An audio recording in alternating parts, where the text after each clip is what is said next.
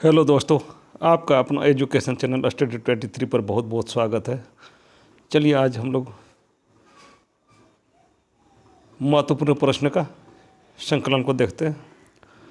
तो पहला प्रश्न है, जैसे पहला प्रश्न है, एंथोलॉजी में किसका अध्ययन किया जाता है?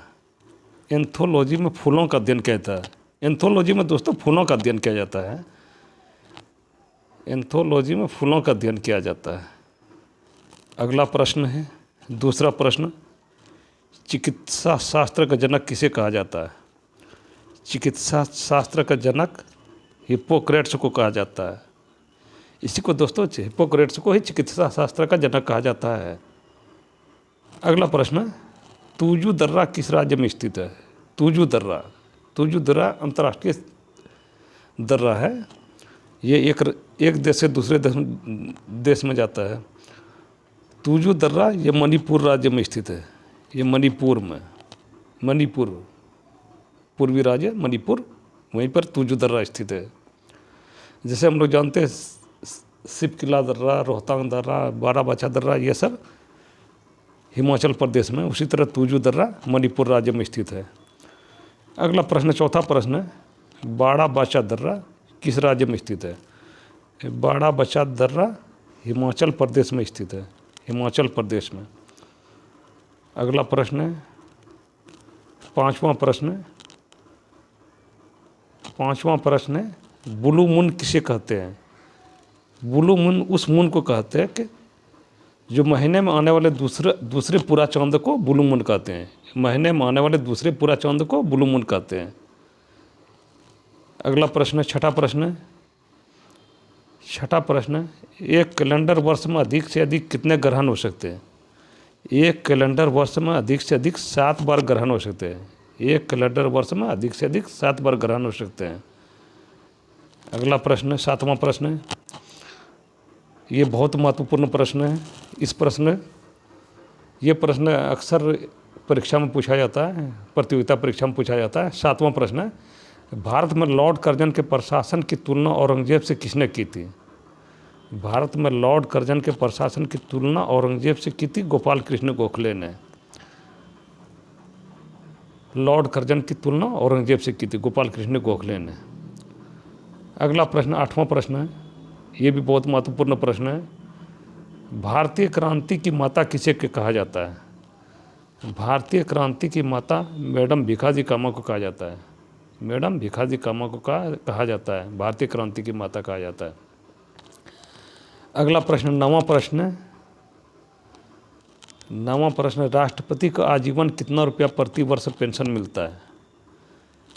कोई भी व्यक्ति अगर राष्ट्रपति बन जाता है तो उसको आजीवन जो पेंशन मिलता है प्रति वर्ष 30 लाख रुपया प्रति वर्ष। 30 लाख रुपया प्रति वर्ष उसको पेंशन के रूप में मिलता है।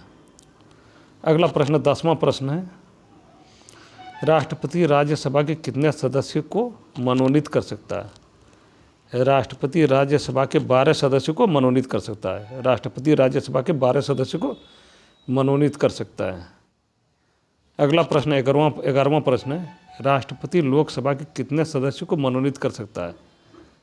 राष्ट्रपति लोकसभा के 2 सदस्यों को मनोनीत कर सकता है। अगला प्रश्न, 12वां प्रश्न है,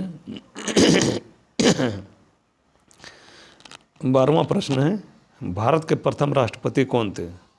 भारत के प्रथम राष्ट्रपति डॉक्टर राजेंद्र प्रसाद थे। भारत के प्रथम राष्ट्रपति डॉक्टर राजेंद्र प्रसाद थे। अगला प्रश्न, 13वां प्रश्न है, लगातार कितने वर्ष तक भारत से बाहर रहने पर नागरिकता अपने आप समाप्त हो जाती है? लगातार 7 वर्ष तक भारत से बाहर रहने पर नागरिकता स्वतः समाप्त हो जाती है, अर्थात अपने आप समाप्त हो जाती है। 7 वर्ष तक भारत से बाहर रहने पर नागरिकता अपने आप समाप्त हो जाती है। अगला प्रश्न है, संविधान के किस अनुच्छेद में नागरिकता संबंधी प्रावधान दिया गया? संविधान के अनुच्छेद, भारतीय संविधान के अनुच्छेद 5 से 11 तक में नागरिकता संबंधी प्रावधान दिया गया है। अगला प्रश्न है, 15वां प्रश्न है, व्यापारिक हवाएं होती है, व्यापारिक हवाएं नियमित और स्थिर होती है, नियमित होती है और स्थिर होती है व्यापारिक हवाएं। अगला प्रश्न 16वां प्रश्न है, चक्रवात की आकृति किस प्रकार की होती है? चक्रवात की आकृति अंडाकार होती है। चक्रवात की आकृति अंडाकार होती है। अगला प्रश्न 17वां प्रश्न है, नेफोमीटर से किसको मापा जाता है? नेफोमीटर से बादलों की दिशा एवं गति को मापा जाता है। नेफोमीटर से बादलों की दिशा एवं गति को मापा जाता है। अगला प्रश्न है 18वां प्रश्न है, विश्व का सबसे ऊंचा जलप्रपात कौन सा है?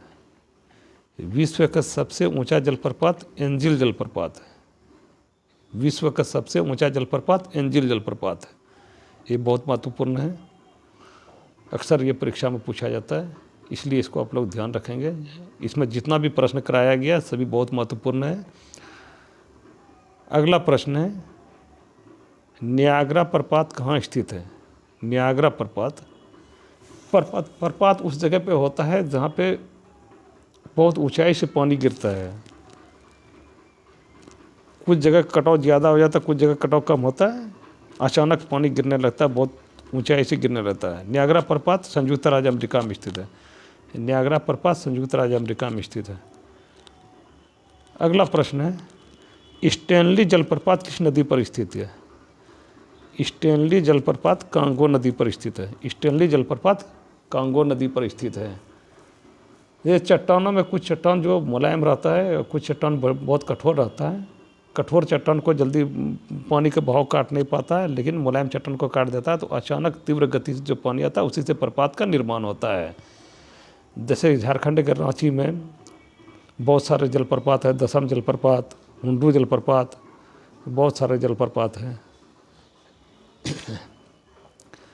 इसमें जितने भी प्रश्न हैं सभी बहुत महत्वपूर्ण हैं। Thank you, thanks for watching.